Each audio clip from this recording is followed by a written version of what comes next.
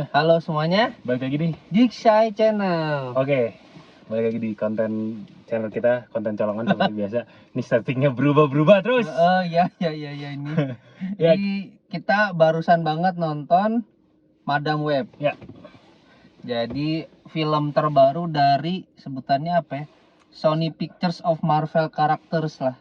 Jadi ini karakter Marvel tapi yang dibikin sama Sony Pictures ya.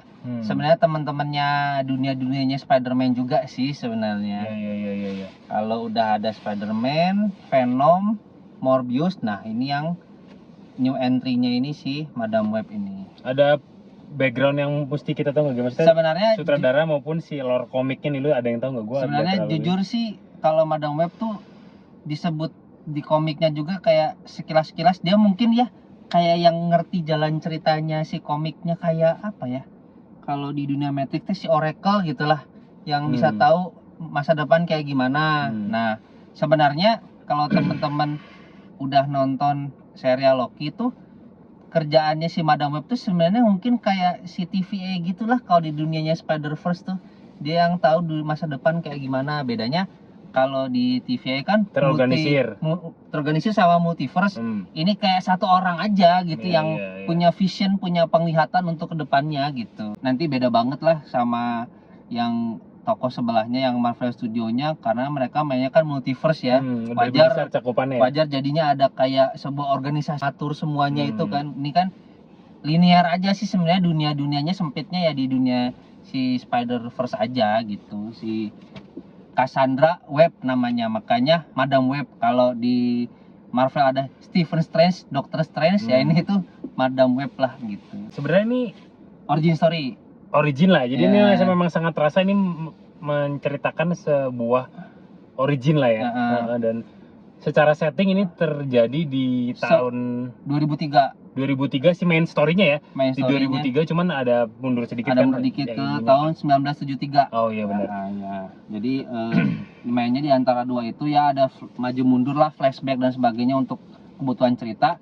Cuman di sini sih kalau kita berasumsi, teman-teman juga pasti bisa nanti nonton bisa berasumsi ini kayaknya ngambil timeline utamanya tuh yang Tom Holland. Karena Tom Holland mau nggak mau masih tergabung di dalam Sony Cinematic Universe ya. Jadi dengan berat hati mungkin ini kayaknya bukan ngebahas dunianya Tobey Maguire atau Andrew Garfield lah.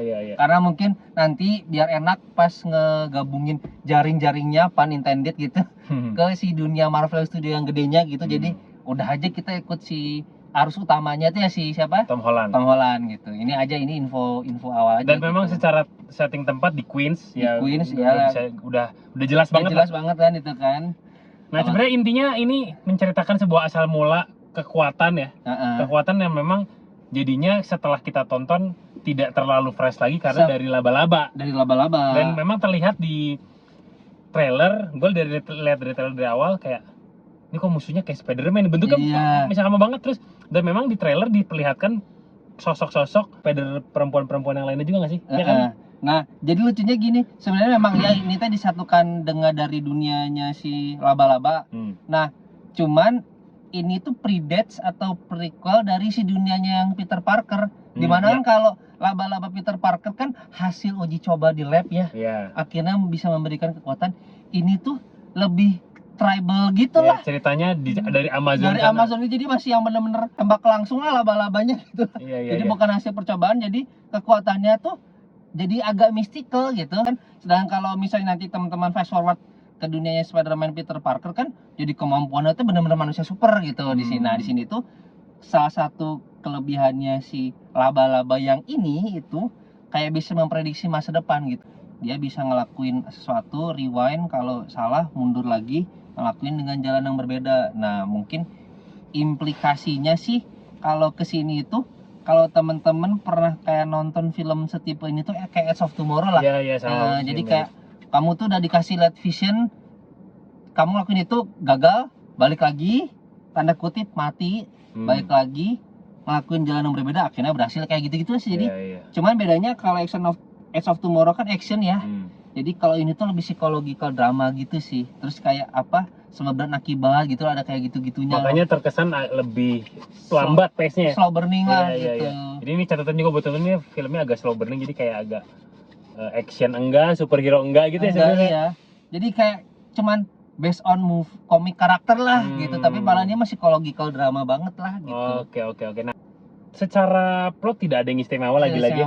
Intinya ada masa di depan, musuh dari masa depan tahu bahwa dia akan bernasib seperti itu, pengen mencegah itu, tapi kebetulan incarannya dia itu tuh kayak sekarang tuh masih belum punya kekuatan gitu, tau nggak? Jadi akan diselamatkan sama Madam Web daripada mereka tanda kutip mati sia-sia, mending diselamatkan karena mereka akan berguna atau mempunyai kekuatan lebih di masa depan gitu. Yang entah itu nggak tahu nanti gimana digalinya gitu sama si Sony Pictures of Marvel Characters inilah, panjang banget kan namanya. Jadi intinya gitu sih. Si Madam Web-nya sih lumayan sih, si Dakota Johnson-nya tuh bener-bener ya personifikasinya yang kita tangkap sebagai seorang madam gitu teh dapat pisan, karena dia kayak ngayomi gitulah ke tiga tokoh yang lainnya, dan diperankan oleh si sensual si Dakota Johnson, jadi kayak mami-maminya dapat lah gitu. Jadi di sini itu, dan aduh gini mah fish for the eyes pisan lah, aduh itu yang tiga perempuannya cantik-cantik semua lah. Ya, memang yang bisa diapresiasi dari film ini menurut gua pertama mengangkat si sosok tiga superhero yang nantinya akan diolah ya nanti. Itu siapa aja sih, Ki? Sebenarnya itu tuh Spider-Woman semua, cuman iterasinya beda-beda sih, makanya saya juga gak bisa ngelancang ngomong. Yang pasti mah kalau Madam Web dah kan namanya Cassandra, itu udah emang established. Nah tapi di sini ada si Julia sama si Matty sih nyebutnya. Nah ini kalau teman-teman tahu siapa nanti karakternya tuh di komiknya di Spider-Verse jadi apa, mungkin bisa share. Soalnya kalau saya ngeliat semuanya itu Spider-Woman semua sih, cuman ada yang kekuatannya mirip Miles Morales ya.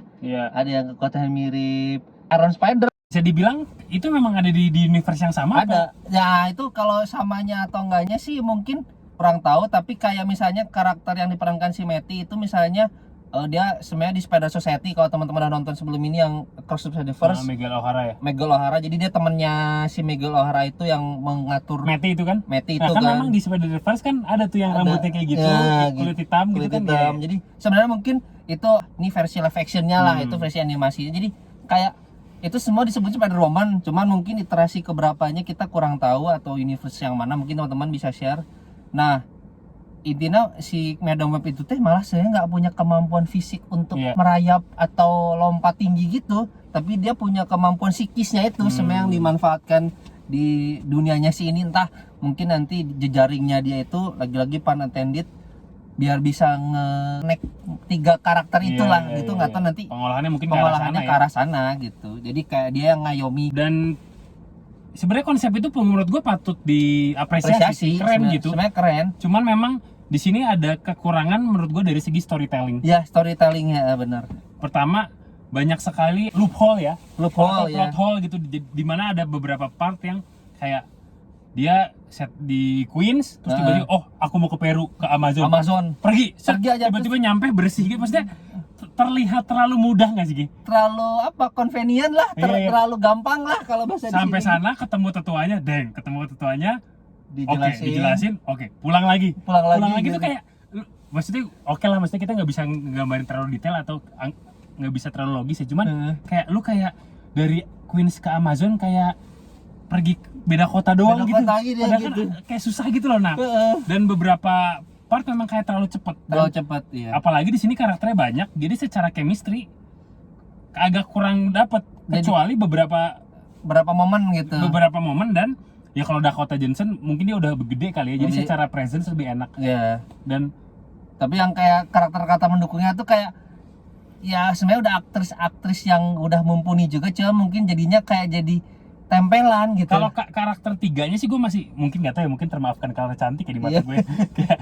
Dan itu salah satu poin yang bisa diapresiasi lagi-lagi adalah keberadaan, maksudnya ya jadinya jual perempuan cantik aja ya sih, itu nggak bisa dipungkirin. Dan balik lagi ke yang tadi, si villain menurut gue jadi nggak kena juga sih. Ini Ezekiel Sims ini saya kurang tahu dia tuh sebenarnya kalau di rocknya galerinya Spider-Man tuh dia level tier yang mana, tapi kayaknya mungkin dia tier bawah kali ya, karena intinya mah dia tahu masa depan dia kayak gimana, cuma mencegah itu. Sesimpel itu sebenarnya motifnya dia gitu. Dia punya kekuatan, terus nggak mau mati di masa depan, mending gua bunuh duluan. Gitu doang gitu. Jadi kayak dia mending sebelum terjadi kayak mending diberesin sekarang. Nah, sama ini mungkin nitpicknya kami, ini kayaknya dubbingan sih ya. Iya, ada beberapa, oh iya, special effect khususnya, special effect ada beberapa yang menurut gua untuk standar Sony itu udah nggak kayak gitu. Iya. Pertama, ada beberapa CGI yang rada masih agak kasar.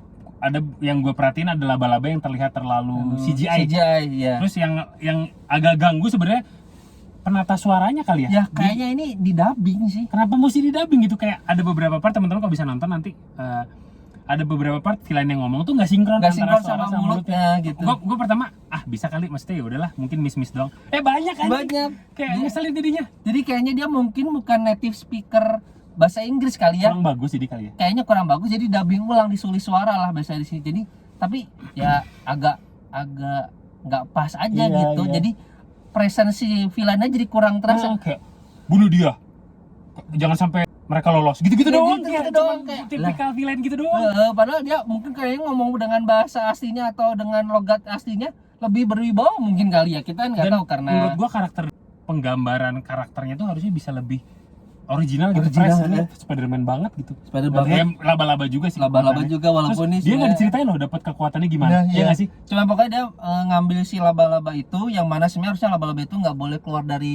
domisilinya itu kan. Makanya di sini dibilang ya teh dikutuk karena dia pakai kekuatan tapi bukan untuk kebaikan lah, bahasa simpelnya. Nah itu salah satu loophole-nya, kayak kenapa yang Los Arañas yang di Peru teh tetap tidak masalah tapi malah bisa membantu orang sekitar, tapi sekalinya si arachnidnya, si laba-labanya dibawa ke luar jadi kutukan gitu. Jadi kayak apakah semudah itu gitu kan, jadi sebuah karena kamu membawa hal yang sakral keluar zonanya gitu kan.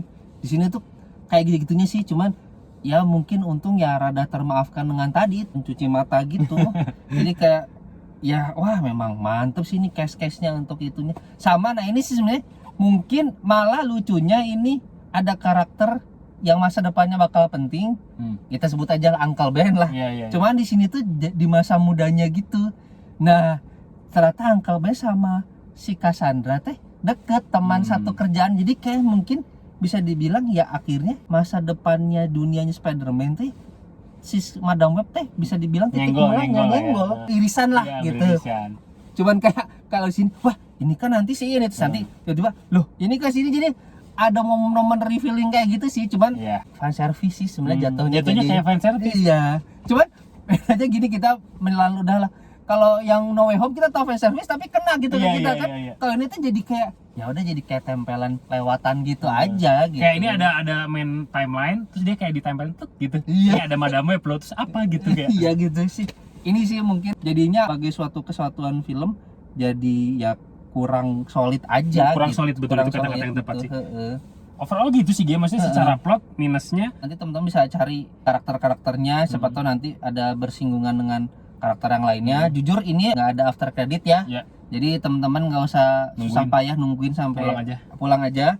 Intinya ini mungkin kedepannya nggak tahu mau dibawa kemana. Tapi jujur kalau dari pribadi sih, sebelum ini kan kita nonton Morbius, lebih enak storytellingnya Morbius sih. Iya. Walaupun saya meme-nya lebih banyak si Morbius sih kena. Oh gitu ya? Kena meme-nya gitu. Mungkin ini termaafkan dengan karena si Dakota Johnson-nya memang sensual banget lah. Jadi kayak dia mencuri perhatiannya ditambah dengan Spider-Woman-nya itu gitu sih. Itu sih maksudnya gitu. Paling ini nostalgia tahun-tahun 2003. Oh iya, settingnya ada sedikit lah nostalgic 2003, walaupun menurut gua bisa lebih berasa lagi kalau mau ditampilin emang nostalgic gitu. Paling dari lagu sih di sini, soundtrack-soundtracknya lagu-lagu doang yang populer pada masa itu gitu. Jadi kayak kita kembali ke masa itu tapi nanggung gitu. Ya, dan kita memang jujur tanpa ekspektasi nonton. Cuma jujur nih nggak ada ekspektasi, jadi ya lumayan lah. Ya gitu aja lah. Cuman kita jadi agak-agak finger cross buat Kraven ya. Kraven the Hunter jadinya ini, karena jujur sih ya terlepas sekarang mah sedang superhero fatigue ya. Cuman kayak di sini tuh maksain gitu. Teman rasa maksa ya. Tapi momennya teh dipasin gitu 14 Februari. Kita nonton pas hari pertama ini. Biasanya kan kalau film Hollywood suka telat ya. Kita lebih maju duluan, ini kayaknya serentak mungkin biar nggak ada spoiler sama biar ngambil momennya si Valentine ini. Tapi walaupun sebenarnya nggak ada cinta-cintaannya juga sih, cuman mungkin biar penontonnya banyak, apalagi kalau di Indonesia khususnya sekarang kan emang lagi libur nasional. Tapi tadi lumayan sih penonton IMAX-nya gitu. Ya overall gitu ya. Paling kita lihat aja nanti akan dibawa kemana dan Raven akan seperti apa. Overall kalau saya sih bisa cuma bisa ngasih 69 lah. ya itu bener segituan gue juga. Kagok sih tadi ada yang bikin terenyuh tapi kagok gitu, nggak nyampe. Kalau bener-bener sampai meneteskan air mata mungkin 7 lah saya kasih lah itu. Kayak gitu kurang lebih mungkin bisa jadi referensi teman-teman buat yang mau nonton Madam Web ini, mungkin penasaran siapa sih Madam, kok di trailer kelihatan kayak ada Spider-Man tapi ada Spider-Woman juga, ini apa sih? Karena memang jadi bikin bertanya-tanya sih. Mungkin teman-teman bisa langsung tonton aja, dan mungkin teman-teman yang punya informasi lain tentang si Spider-Woman ini itu, atau Madam Web ini yang buat teman-teman yang mungkin pemerhati Spider-Man banget, bisa komen aja, kita diskusi. Ini mah impresi awal kita ya segitu. Mungkin segitu aja ya. Ya, segitu aja. Thank you udah nonton. Jangan lupa subscribe, share ke teman-temannya. Sampai jumpa di video selanjutnya. Bye bye.